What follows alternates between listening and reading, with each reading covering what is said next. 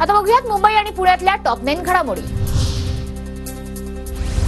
मध्य रेल्वेवर आज दिवसभराचा ब्लॉक असणार। देखभाल दुरुस्तीच्या कामासाठी ब्लॉक घेण्यात येणार। ठाण्याच्या नौपाडा कोपरी परिसरातील काही ठिकाणी उद्या पाणीपुरवठा बंद राहणार। जलवाहिनीवर बायपास यंत्रणा जोडणीच्या कामासाठी पाणीपुरवठा खंडित होणार। मुंबईच्या धरणातील पाणीसाठ्यात वाढ। जलसाठ्यात समाधानकारक वाढ होईपर्यंत मुंबईकरांवर पाणी कपातीचं संकट कायम। पश्चिम रेल्वेची फुकट्या प्रवाशांकडून कोट्यवधींची कमाई। 3 महिन्यात 7,84,000 प्रवाशांकडून 52 कोटी रुपयांचा दंड वसूल।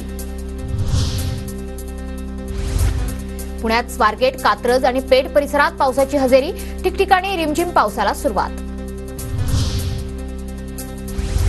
भोरमध्ये पुणे जिल्हा परिषदेच्या प्रकल्प संचालकांकडून पीएम जनमन आवास योजना घरकुलांची पाहणी। प्रकल्प संचालक शालिनी कडूंनी योजनेतील लाभार्थ्यांशी संवाद साधला। वीररत्न बाजीप्रभू देशपांडे यांच्या 364व्या पुण्यतिथीनिमित्त तरुणांकडून अनोख्या पद्धतीनं अभिवादन। कोल्हापूर ते भोरमधील शिंदगाव असं 250 किलोमीटर करून प्राणज्योत आणून अभिवादन केलं। शुल्क परतावा धोरणाचं पालन न करणाऱ्या उच्च शिक्षण संस्थांना यूजीसीकडून कारवाईचा इशारा। यूजीसीचे सचिव प्राध्यापक मनीष जोशी यांच्याकडून परिपत्रक जारी।